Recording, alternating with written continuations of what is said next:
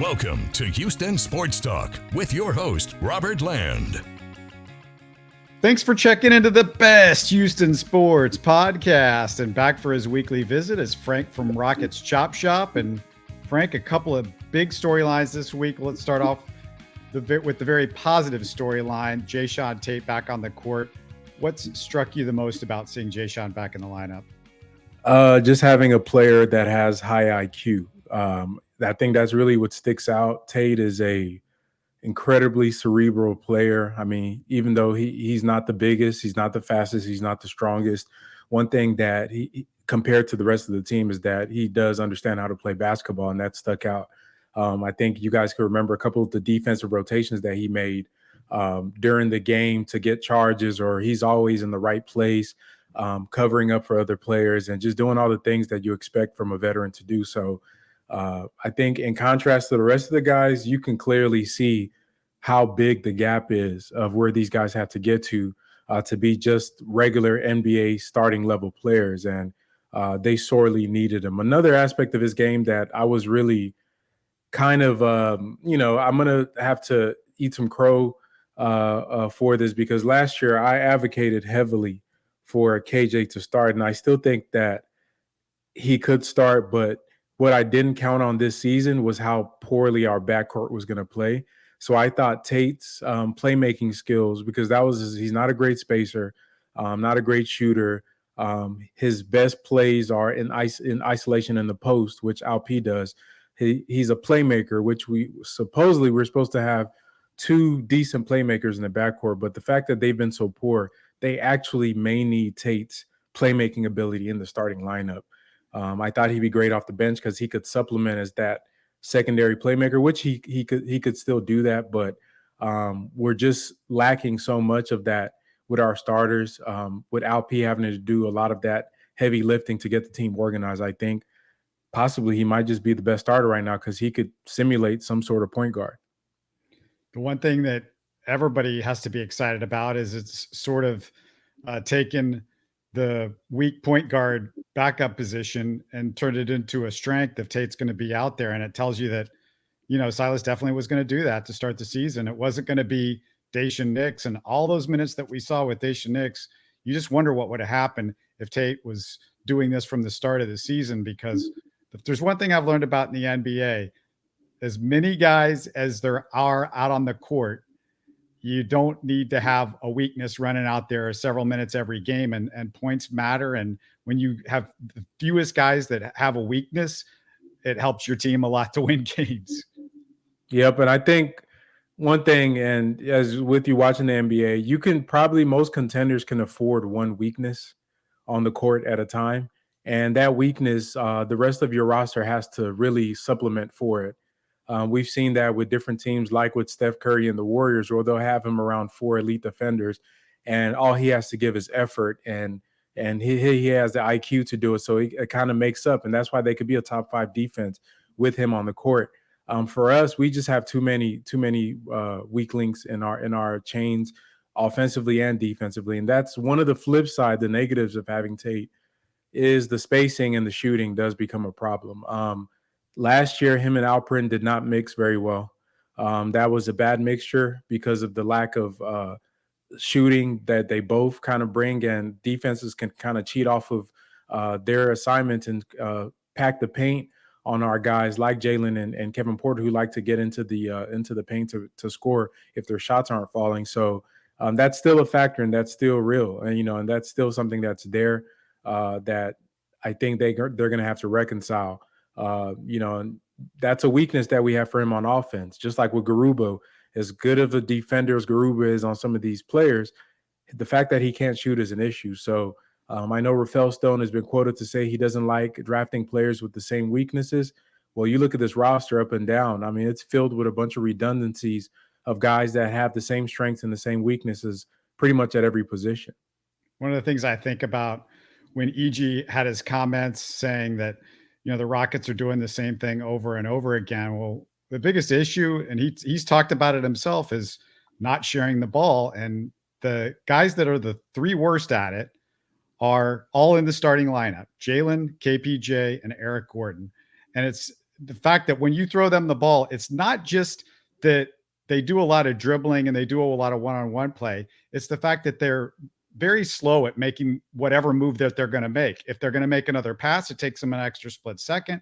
If they're going to make a move to the basket, they're going to cross over 4 or 5 times. It just slows everything down. And, with Jae'Sean Tate, very much like Şengün and some of the other players, besides those 3 guys, they move the ball immediately. I mean, it's the ball's in their hands and then they move to the next action or they decide to shoot. And that's basically what the consistent problem was with the Rockets offense.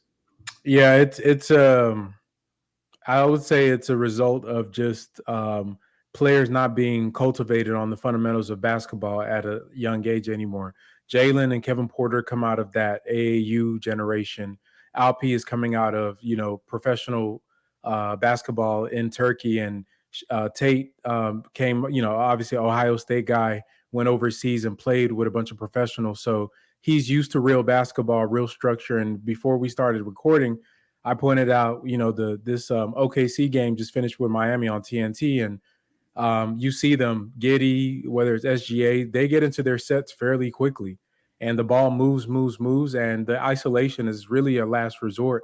For us, it's inverse, where we start with isolation and then try to move the ball to bail out in the last seconds. And, that's a result of an offensive philosophy that pretty much the ball handler gets to determine what happens with each possession. And one of the reasons I dislike Coach Silas's offensive approach, we don't have the horses to run that race. And even if we did, I don't like it, because in playoff situations, those style of offenses that are predicated on one guy that's going to try to, set the table for everybody, usually the good defense is key in on that. So the guys, they just don't know. They don't have the capacities to be able to make all those decisions. Jalen, for example, has been struggling. Like his numbers, I was going through them. I mean, he's shooting down in the 20s on threes and the low 30s on twos in the past couple of games. And the fact that teams are starting to pack the paint on him is just showing how limited his offensive game is. He doesn't have a true mid-range game at this point. He's shooting way too many threes, and he just doesn't have the overall package. I know a lot of people want to make the comparisons to Devin Booker. Devin Booker is a polished offensive player. He has a post-up game. He has great footwork in the mid-range. These are things that I look at with some of these guys, that if teams are going to play you a certain way, you have to be able to diversify your offensive attack. And for Jalen, he truly has a long way to go. He can't rely on his athleticism to do everything for him. And I think that's why he's struggling right now. And when he struggles, we struggle. So until he picks it up, the team is going to struggle offensively. And I don't think even adding Tate is going to help with that aspect of their worries right now. Yeah, you mentioned AAU. I've called them Houston AAUs on Twitter. That should be our new team logo and slogan and everything. The Houston AAUs coming to an arena near you. We've got a couple of real interesting topics coming up, and I just want to remind everybody to subscribe and comment on YouTube if you're a Texans fan. We just did a post of the Texans press conference on Monday that was more than interesting, so you're going to want to go back and listen to that for sure. We're going to keep you updated with all the coaching talk and everything that's going on with the Texans. And Frank, the second big storyline this week was former Rocket Austin Rivers' comments after the T-Wolves game, who said what you and I and most Rockets fans agree with. Rivers said Jalen and KPJ need a good veteran helping them out. Translation, Eric Gordon and Boban are not the right vets. But here's the hard part for me, Frank, and it's become harder and harder to find those type of vets on NBA rosters. The league used to keep around vets as valued assets, like we saw recently with Vince Carter, but maybe because less actual NBA players are in front offices, there's less value on the idea that a vet can be real helpful here, Frank. I think you just hit the nail on the head, because the veteran thing is really, it's a nuance and philosophical understanding. Like, almost, if you hear players talk about the importance of a vet, you almost think it's prerequisite for young teams to have them. But with what I call the paperwork approach to basketball, that a lot of these GMs, especially guys like Stone that come out of the school of Morey, where Morey, one of the knocks on him is that he viewed everybody as a calculation rather than a person, and kind of treated players as just, things that he could cut and sign and do whatever he wanted to with. Stone is out of that school, and he's a lawyer. He hasn't played any, that I know of, any professional leagues or college or any type of basketball. So maybe that's an aspect of his game. And to me, if I look at his record of bringing veterans on the team, the John Wall thing was never for the young guys. He brought that in to compete. And once that failed, instead of keeping John Wall, who would have been a perfect vet for two young black men coming out of the backgrounds that Kevin Porter and Jalen Green, obviously with Jalen Green being a number 2 overall pick, John Wall being a number 1 pick, John Wall having, a sketched pass, KPJ having a sketched pass. This is the type of guy that you want, that's been there, done that. He's seen the ups and downs, struggled when he came in the league. He has a similar game to Jalen's as far as using speed and all that stuff. That's the guy you send home. You pay him to sit at home. You pay him to go to Miami while your team struggles. Then when you do have an opportunity to sign free agents, you're bringing in Boban, who is a great guy, but what can Boban tell Jalen Green about anything? What can Boban tell Kevin Porter Jr. about passing the ball? You bring Eric Gordon is there. Eric is, if anybody, as a fan, we all can read what type of guy he is. He's a quiet guy. He's very blunt. He's not the rah-rah, I'm going to get in your face and make sure you do this pick and roll right or pass to your teammates. If he gets mad, he gets mad. If he wants the ball, he's going to say it after a post game, give me the ball. So that doesn't work out. You bring in a Daniel Tice. That's self-explanatory. That doesn't work out. Your best players are guards. They're young guards, and so guys like Austin Rivers would be a great vet. Pat Beverly. There's a lot of vets, and sometimes it doesn't even have to be another guard. It just has to be a player that can resonate with them and their experiences, and that they can show respect to. And the fact that Stone hasn't able to identify that yet over these past 2.5, 3 years, it kind of leads me to believe that he is a paper GM that makes his analytical calculations of where he should sign players and what he should do, but he doesn't know how to read people, because he hasn't yet till this day. I have not seen a competent roster be put together by the Rockets throughout this rebuild. I want to talk about the vets that we're talking about coming in, because, Patrick Beverly, he can impart work ethic, constant hustle, tenacity. They could use that for sure. But the kind of vet I think they need is somebody that was a really good player. And like I said, those guys are just hard to find anymore. You can't teach how to be a superstar or how to be a star player if you're Patrick Beverly. Derrick Rose and Mike Conley are a couple of the rare players out there that fit what exactly the Rockets need. You mentioned what a waste it was to not have John Wall around this group. He's one of the 3 guys that I counted when I was looking around in the NBA. Am I missing anybody else that you're interested in that, used to actually be a good player that could say, hey, this is how you do it, Jalen and KPJ? I mean, it's a lot of, I think those would be ideal, but even that, there's a lot of just veteran guys that were former, like Iguodala, even though he's not going to be available to us. Guys like that were something and have the respect. And I think that's what you're hinting to with those guys that you named, that you obviously it's somebody that's played a significant role in the NBA, that has a name and respect around the league. Udonis Haslem being a champion with those Heat team and building up the cachet has allowed him to be their vet. And they literally paid a guy just to be there as an enforcer and a culture setter. And that's a real thing. And guess who their GM and basketball operation and CEO is? Pat Riley, a former player and a coach. You look at the Phoenix Suns with what's his name, James Jones, and being hired. First thing he did, went out and got a Monty Williams, signed to Chris Paul, brought in all these guys that are culture guys. Players understand the importance of it. It's really, I think even I'm surprised Coach Silas, I'm not sure whether he advocates for it, for them to do so. I just feel like he's too docile. He comes off very passive. So even if he says things that, like, I'm listening to all his post-game press conferences, he agrees with what we're saying. I mean, if you read between the lines, he complains about the backcourt. He complains about the lack of veterans. He always talks about experience. Say something, say something. And it's up till now that he's feeling a little heat, that he's starting to kind of express himself a little bit. But I just feel like the Rockets are just a lost organization without a vision or a path forward with what they want to do with this rebuild, and time is running out on them as we speak. You just mentioned a name a couple of seconds ago that I think could be very interesting. And I'm going to throw out a crazy proposal that will never happen, a crazy trade proposal, but both the Rockets and the Suns should consider this. And I'm going to explain why. The Suns are looking at best like a play-in team with Booker's injury and Chris Paul's sudden drop off a cliff. There are 2 more years on Paul's contract at about $30 million. And I'm guessing they're going to want out of that deal, but it'll be nearly impossible to dump. Playoff teams can't afford a $30 million backup point guard, which is what he is. So, Frank, consider this.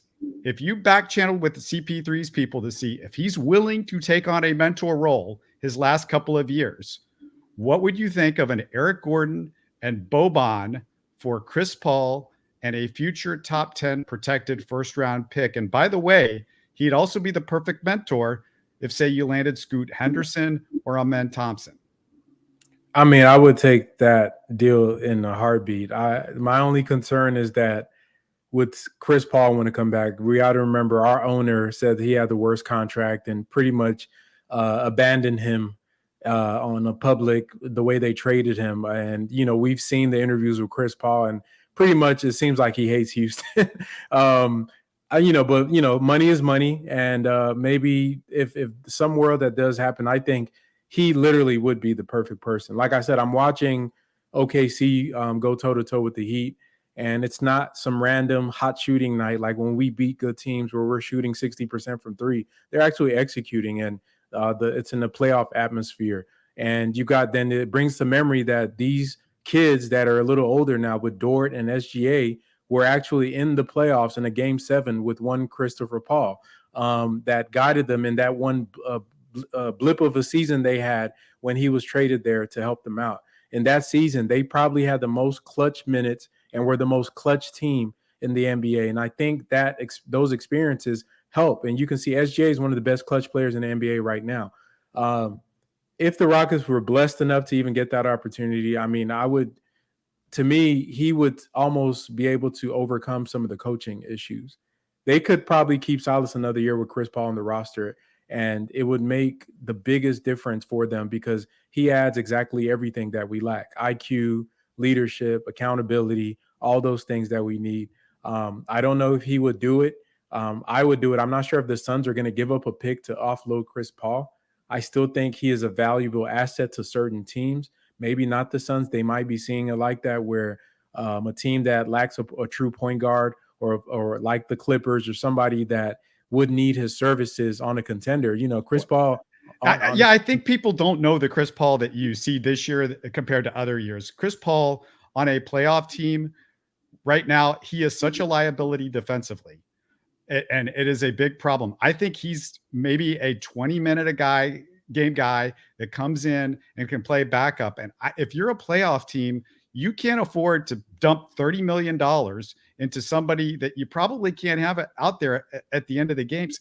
He's just lost it. I think he's jumped the shark. He's over the hill now. He just can't do it. He can do it in spots. One thing you definitely can't trust with Chris Paul, and this has been for like a decade now, is you cannot trust Chris Paul to make it all the way through a playoff series or all the way through a postseason, because he's going to get hurt at some point. And this is not just with the Rockets. This is everywhere. He gets hurt, stuff goes wrong, and it's just like he just doesn't have the durability to make it through those series. So how is anybody going to spend $30 million a year for the next 2 seasons? Some veteran team is going to want that for Chris Paul to play 18 minutes a game as a backup, because you can't trust him as a starter at this point with the injury history in his defense. I still think there are teams that would take him, especially some of these teams that are on the bubble of becoming not like an established contender, but there are teams that would take him even at 20 something minutes a game, because what he brings, like I said, whatever he brings to a young team, he can bring to a contender team. If you put this wash Chris Paul on a Boston team, if they could somehow afford that, that might be the difference between them winning a championship or not. All you need is him to close games for you, honestly. if you can get clutch minutes, Chris Paul, that puts teams away. I mean, I just think that the Suns won't. I don't think they're going to see him as, oh yeah, we have to, like the Russell Westbrook contract. He's not there yet. For the people that are watching him night in and night out, the Chris Paul offensively, let's just talk about him offensively. Offensively, he doesn't have the quickness that he used to be able to. So when he gets those mismatches with the big guy, he doesn't have the quickness. He's not doing it. He's basically not even trying to do it as he used to, where he would try to get by his guy and get that wide open spot up, 16-footer like we saw in Houston. Can he still play make, though? I would ask you, as long as Chris Paul has his brain, he can be a value to a team. And just like LeBron is probably one of the worst defenders in the NBA right now. But that mind carries you a while. And I'm trying to think of a comp for an older player from back in the day that would kind of fit the role that he would on a good team. But I don't think my point is, I'm not saying he's elite. I'm not saying he's, like going to be the greatest starter in the world. I'm just saying I don't think he's there where you're offloading picks to get off of him. I still think there's value in the league for Chris Paul.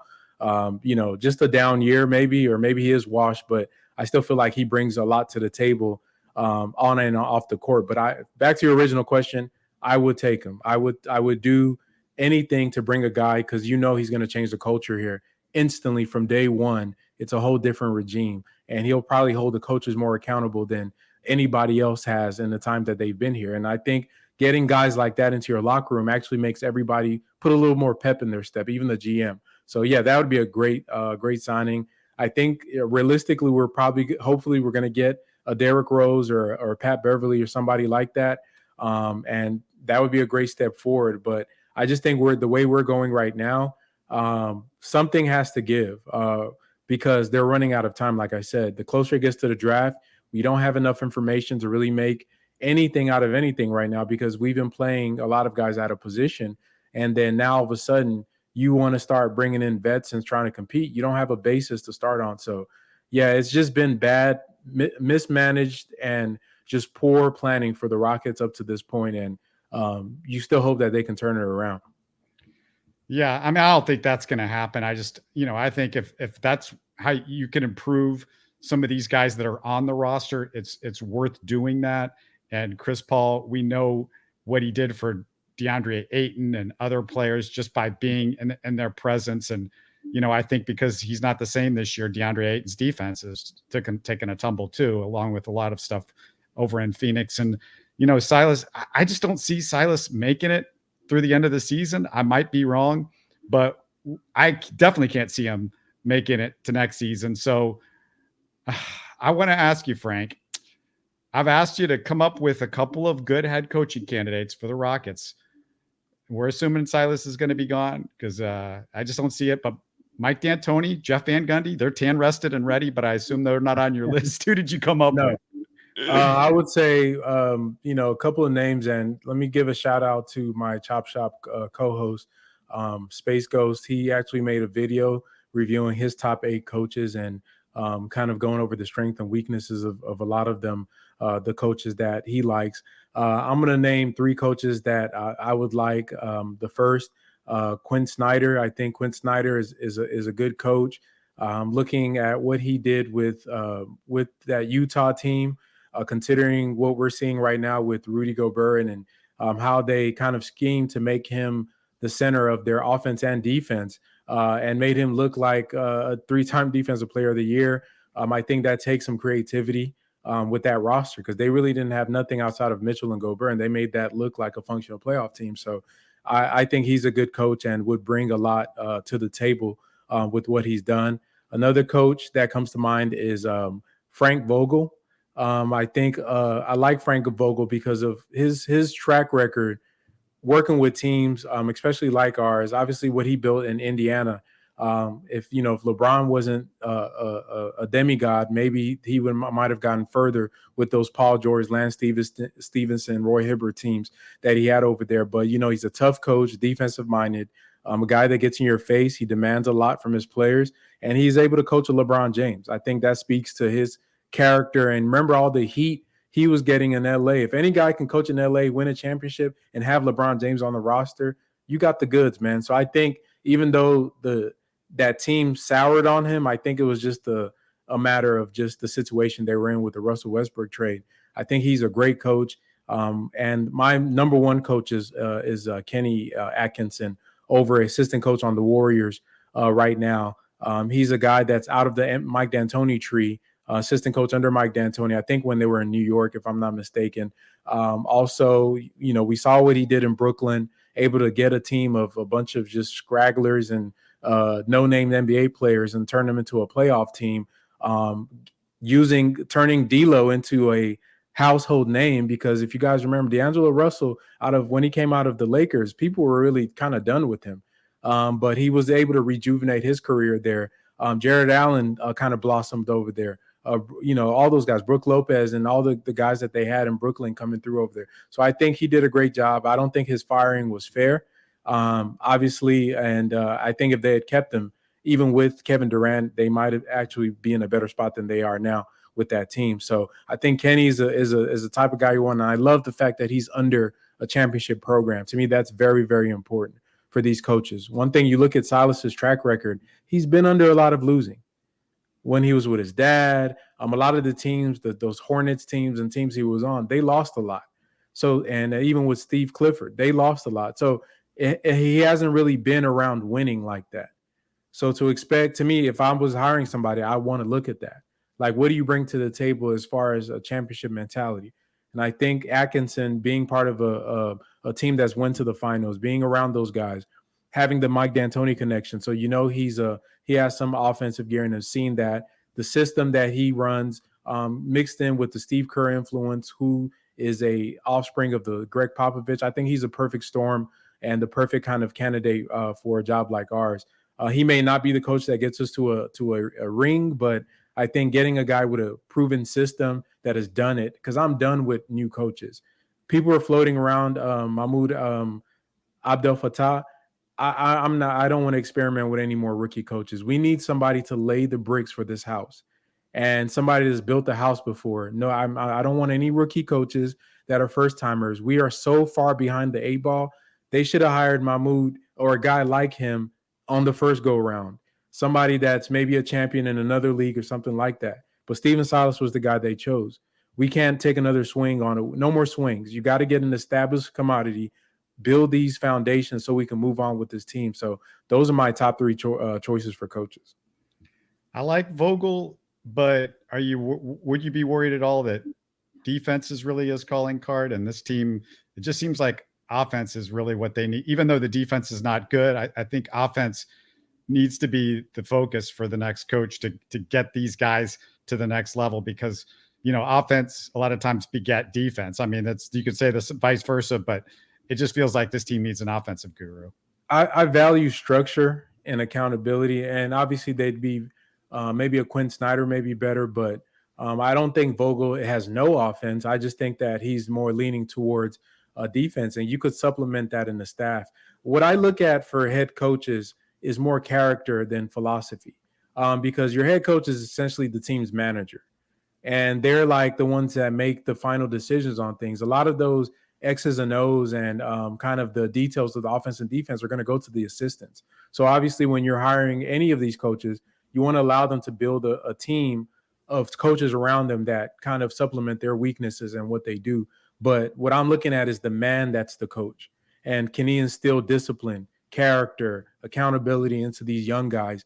And once you can build that, then everything else will take care of itself. I think most of the schemes, if guys played hard, it would look good. It's just that for some reason, Coach Silas is not able to grab out of the players consistency and effort for full games. They'll do it for a half, then it'll fall off, and he just stands there, he claps. It's just not his personality. You heard him say it himself. He just stays positive. Now, that's cool. It's cool to be positive. It's good to be a positive influence, but at the same time, sometimes, a voice that, sometimes you got to shake things up a little bit, get in somebody's face, not be positive, be negative, and tell them, you're doing bad, bench a guy. Sometimes those types of feedback may be what triggers a change in a young guy's mind, instead of just patting him on the back and said you tried your best. The one thing that I've never really understood about the Rocket structure is John Lucas has talked about he's the bad cop and Steven Silas is the good cop. I don't know of any structure in any organization where the bad cop is not the boss. The bad cop's got to be the boss because he's got to hold everybody else accountable. If you want to have a good cop, he could be an assistant coach, but I don't think he could be the bad cop. Yeah, it's like I said, that's why I'm with the Vogel thing. I rather have that discipline than just somebody that's an X and O's guru, because we've seen the opposite of that. For sure, Silas is an X and O's guys. We know he knows basketball, but the fact that he can't convey what he wants to do to the players is a problem. So I need a head coach to be Mr. Accountability, like especially for a young team. Like the number one thing they need right now is structure, a foundation, and they consistency, so they know that they're this is just like raising children. If anybody's listening to this and is a parent, you know what it is. If you let your child pick and choose what they want to do, and the consequences are few and far in between, and you're kind of flipping and flopping, and when you want to punish them or hold them accountable, you're not doing anything. Children crave structure. Young people crave structure in any form. That's why there's some troubled children that go to the military academies, because whether they like it or not, sometimes you just need something to tell you what to do so you don't have so many options. And I think that for the style that Coach Silas coaches with, it's just really hard to get young guys to choose right every time. It's easy for them to not try hard if you're not going to hold them accountable. You can't expect these guys to play like 10-year vets where you just give them the game plan and they go out there and execute without any type of negative feedback if they don't do it. So, yeah, I think, but who does that fall on? If you go back further enough, that's on the GM.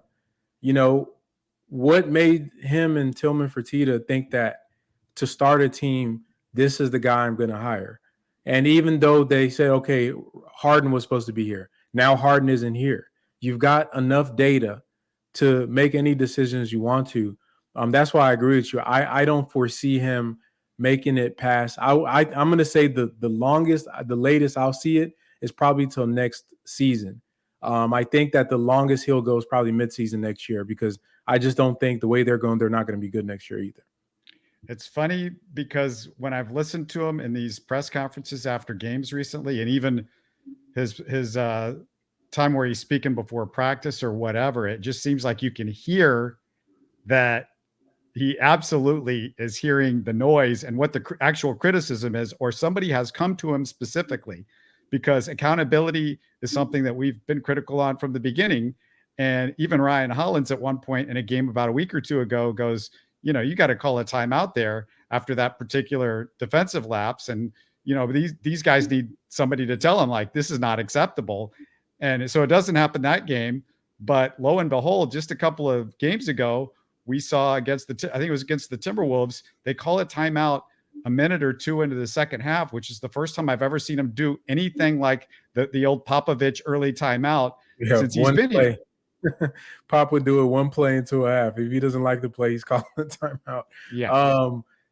I mean, I think he should know, because if Austin Rivers can see it, who's minding his business in Minnesota playing basketball as a full-time NBA player, if he can see it, everybody can see it. Remember the comment he made about the frustrations in the coaching room? I wonder what that's about. So maybe there's some dynamics at play between the front office and the coaching that doesn't allow them to do certain things, or there's some favoritism going on between the players. Because I see him punish Jay Gupp. I see him punish Şengün. I see Silas even bench Jabari, when he was playing bad in 2 or 3 games ago. So apparently there is some level of accountability for guys that aren't Jalen Green or Kevin Porter Jr., who are the people that probably need it the most.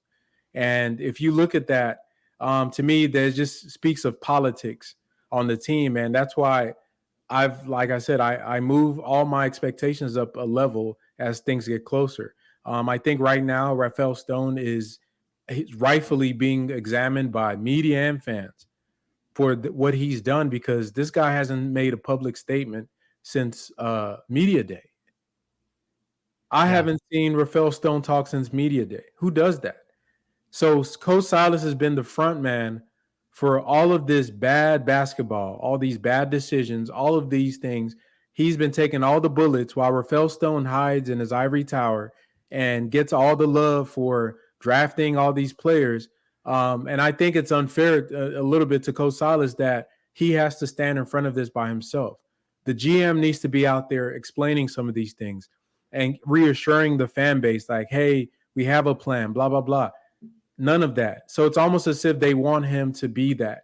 And for him as a man, he needs to start speaking up. And that's where I'm like, I know he wants the job and everything, but at the end of the day, being the worst coach in NBA history is going to be on his record. That's on his resume forever. So unless he starts talking or holding guys accountable, like he did in playing a 9-man rotation, like he did in benching Jabari, the next level will be to bench Kevin Porter or Jalen. If Jalen is playing horribly like he did against, I think it was against, was it the Utah game or the last game we played? Yeah, Timberwolves. Bench him. You benched Jabari. You said he had tired legs, wasn't doing good. Bench Jalen. They need it. These guys need to be humble. They're just kids. They haven't done a lick of anything in this NBA to get this treatment like they're just all-stars. They haven't done anything. Bench him. Let him feel that pain of sitting there, of watching his team play without him because he's not playing good or making good decisions. That is valuable to a young guy. That will burn him more than you patting him on the back after he goes 0 for 5 and for 3 turnovers in the fourth quarter. He recently just said that I'm making my decisions on my lineups based on, numbers that I see. And he said it's also the eye test, but he started talking about, well, I'm basing this on numbers. And Frank, it's bewildering to me because what numbers and where is he getting them? I want to know where he's finding these numbers out. They must have an analytics firm that we don't know exists. But yeah, I don't know what numbers he's looking at. I'm sure he has his metrics, and I'm sure they have their internal metrics. I'm not going to question anybody's like whether he knows like what he's doing. Is just that he's doing the wrong thing. I don't know what numbers he's looking at. I think that he's in a bind where he's forced to do certain things he doesn't want to do. I think all of the stuff he says is just coach speak at this point. I'm reading between the lines. He literally complains about the ball handling every single post conference. And if you guys ever want to peep when Coach Silas is complaining about KPJ and Jalen, he always uses the word we. He'll say, we turned over the ball a lot. We didn't make the simple plays. We didn't pass the ball. He's talking about Kevin Porter and Jalen Green. It's not Jabari. It's not Garuba or Şengün. He's talking about KPJ and Jalen Green, but he's not ever going to come out publicly to criticize his backcourt. So he uses the term we, which is, effective communication. And I work in a hospital. So when we talk to patients and customer service, you use the term we to try to please the people you're talking to. And that's all he's trying to do. But deep down, I think he knows that he doesn't have a point guard. The offense is a mess. They literally go from looking functional to looking like they just met each other to play at that single moment for that game. And all of this reflects on him. And his strength is supposed to be an offensive guru. Your second overall pick is having probably the worst stretch in his career going on right now, which is alarm bells for the GM and the coach. Jabari Smith is up and down with his offense. His defense is good, but it's not great. It's just the only guy that's having a decent season is Kevin Porter Jr. And when he plays good, it has no impact on winning. So it's like they just need to make a decision on who's the guy that is really going to be their guy and prioritize that person or those people. And what direction are you going forward as a team? Because what they're doing is, like I've already told you, we've talked about this on Spaces. Not having a point guard hurts everybody else. That's not a gamble you can do for a long time. You can't go 3-4 years experimenting. It's like having a quarterback that sucks and you have a star wide receiver. You're going to hurt his numbers. He's going to get mad and be like, hey, bro, I'm open. Why aren't you throwing me the ball? You can't experiment with a quarterback when you have good wide receivers on the outside. They need their catches. So that's what the Rockets are doing. They're having all these good wide receivers with nobody to throw them the ball. They'll draft the number 1 overall tight end and have a fifth-string quarterback there that can make a pass for 10 yards. So it's just really bad right now for them. I hope they can turn it around, and they can start by this trade deadline by getting Eric Gordon out of here and possibly bringing in a vet that could help. Yeah, I can't believe Eric Gordon is like openly criticizing the team. Oh, I love it. He's being openly, I think he's basically being openly criticized by Austin Rivers by saying they don't have a vet, which, he played with Eric Gordon and he knows Eric Gordon. And there's Austin Rivers saying, well, they really don't have a vet to help out Jalen Green. I mean, so it is like an open secret for everybody except the Houston Rockets that Eric Gordon doesn't need to be here. And, there's also reports that the Rockets are still asking for what a lot of people are saying is too much for Eric Gordon. There seems to be a disconnect between what our general manager sees. And by the way, you said the general manager hadn't taken any bullets. Well, let me just say, for a year now, he's taken a lot of Eric Gordon bullets about that situation. Yeah, but he doesn't. I mean, I remember when we brought up the issues. I don't know if you were joining our spaces then. People were believing the crap that they brought out about, oh, he's a mentor for the game. Remember the line from the Rockets? Oh, we don't really want to trade him. He's a mentor. And look at it now.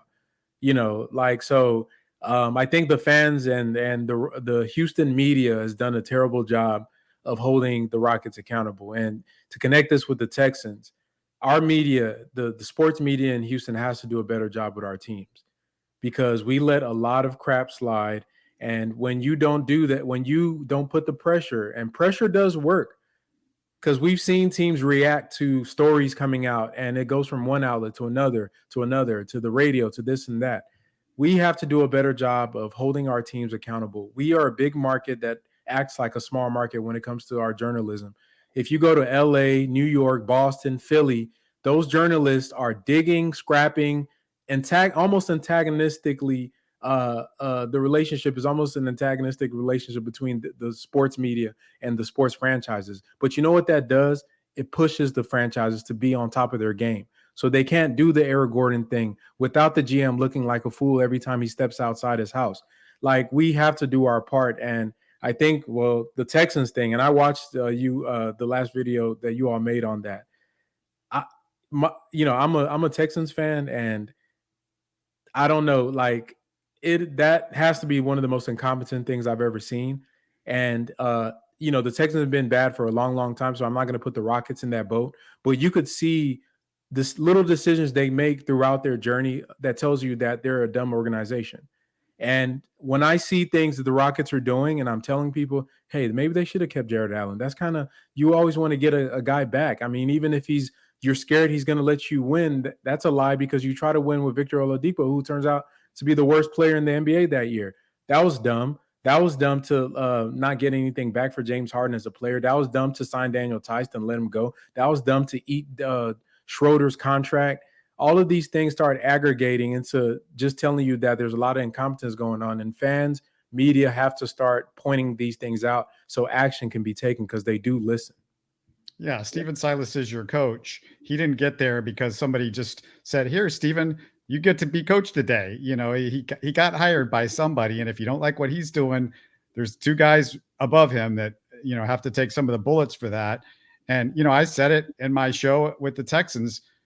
It was embarrassment that what happened at the Texans press conference and the questions that they asked and how they handled all that. And it's an embarrassment. And I've said it on Twitter that the Rockets basically don't get a hard question for Stephen Silas in the 3 years that I've watched him coach.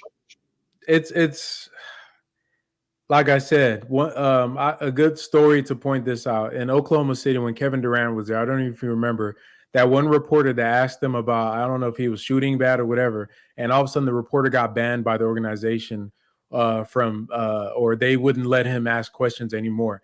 That's a small market. Same thing with Russell Westbrook, the guy that wouldn't talk to him or he'd ignore. Move over to LA with Russ in LA. The reporters are on his grid. They ask him. They don't care, because the Lakers have a history. And to me, once again, you have to, there's a dance that occurs between fans, media, and sports franchises, especially in the good teams or historical franchises. Everybody has a part to play, and we've been kind of passive and letting a lot of things slide. When they were doing the double big lineups, I can't remember how many people even brought that up. Nobody. When they, with the Harden thing, nobody asked any questions about that. It was just believe what the GM is saying. I haven't really seen all the questions are phrased from a positive standpoint. Oh, what can we do to get Jalen Green going? Like, who's we? You're the reporter. Ask the question, why is Jalen Green struggling? Is it part of the offense? Do you think Kevin Porter and him are a good mix? Do you think he needs a point guard?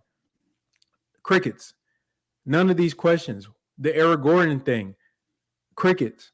Nobody wants to ask the hard questions. And I think that goes back to just, the reasons why the Rockets feel like they could do all these things and not be held accountable. But I'm glad that the heat is turning up. I'm seeing a lot of people starting to bring them up.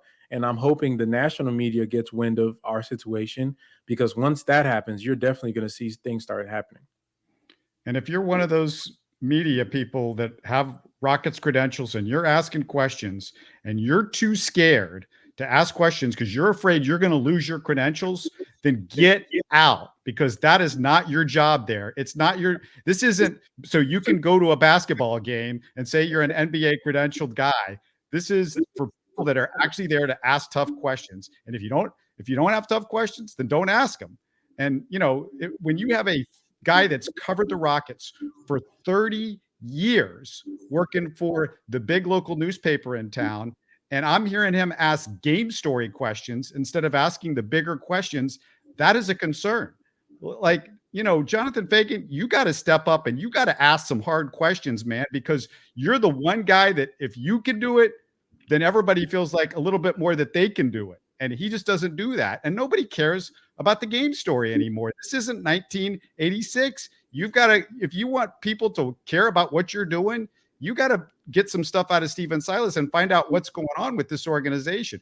I don't care if so-and-so was 4 for 5 on the night and blah, blah, blah. No, I need, why are you doing what you're doing? And it just is unbelievable to me that the worst franchise in the NBA in the last 3 years doesn't get that. It's disappointing as somebody that went to journalism school, that's been in this business and that's seen all that stuff. It's really frustrating. And I mean, I don't know what else to say. I just can't believe it. It's actually almost like they are.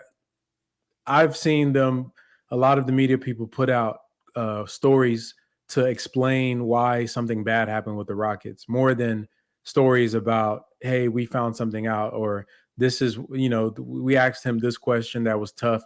It's really, they're almost becoming mouthpieces for the organization. And what's sad is that a lot of people don't want to lose their access to the team.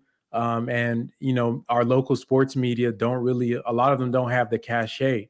So there's a lot of conflicts of interest going on between those journalists in those press rooms and the team, because the access is there. You're seeing them take pictures with the GM. They're going to the games, and maybe they're scared if they ask a hard question, they're not going to be invited. But like you said, that's a ethical issue at that point. If you're a journalist and you can't really ask the questions that your entire fan base and everybody with eyes and ears is wondering about. It's sad that a lot of times the bad stories or the major stories about the Rockets are broken by guys that work for Bleacher Report in San Diego or some other city. A lot of the stories that come out are going to be big news outlets that have reporters that do their investigations and come out. And it should be an embarrassment to our local beat writers that they're not able to find out what's happening right under their nose. And it takes these regional guys or people that are in New York to break stories about the Houston Rockets. This is all truth. I'm glad you're seeing the same thing I'm seeing. Tell me what's going on with Rockets Chop Shop. What's the latest? Yeah, man, I'm going to be probably my next thing I want to look at is what's going on with Jalen Green. I'm starting to do some research on that to see what is really causing a slump. I suspect a couple, multiple factors, but I'm going to be looking at that. And we just keep doing the podcast. And if you guys ever want to join a post-game live, just stop by the channel. That's Rockets Chop Shop. And right after the games, my co-host Space Ghost, he usually does a post-game live where you can kind of talk with a community of Rockets fans that are diehard. And it's usually pretty fun. Win, lose, or draw. We try to keep it something interesting for you guys to watch and enjoy. Yeah, I've noticed it's so sad with the Rockets fan base right now that some of the Twitter spaces are disappearing, or they're shortening their times and everything. It's that bad. There's nothing to talk about at this point. It's like, what are we just gonna? It's almost beating your head against the wall. It's sad, and I hope the Rockets do see this. And once again, it's not the wins and the losses, and I don't want people to confuse. They're gonna say, "Oh, wow, what do you expect?" We are not dumb. Me, Robert, anybody that has a basketball mind, you can see that there's something wrong with this rebuild. They're not progressing. It looks like it did last year and the year before that. And there's really no discernible difference, even though the players, some of them are playing better. The team is just not where you would need to be a team that wants to start being good next season, even if that's just marginally. We're on pace for the same amount of wins, and we're still at square zero. So I'm waiting for us to go to square one so we can say that we're going to start climbing out of the rebuild, because anything they do right now is meaningless almost, because you still haven't identified who your players are. Yeah, and I tell you what, you just don't go from last in the NBA or worst team in the NBA to a playoff team the next year, and you're not getting another pick that next season. You're not, and so to be this screwed up right now is real scary for the franchise going forward. So I don't know. Well, thanks, Frank, for doing this, and we're gonna do it again next week, and hopefully maybe there'll be something different. I hope. We'll see. I think everybody's hoping for some Woj bomb or something like that for either EG or Coach Silas, but we'll see what happens. But appreciate you, man. You're listening to Houston Sports Talk. Don't forget to follow Houston Sports Talk on Facebook and Twitter. Subscribe to us on iTunes, Spotify, the Google Podcast app, or the Stitcher app. You can support us by giving us a 5-star review on iTunes or by telling your friends about us. Spread the word, everybody. Thanks for listening.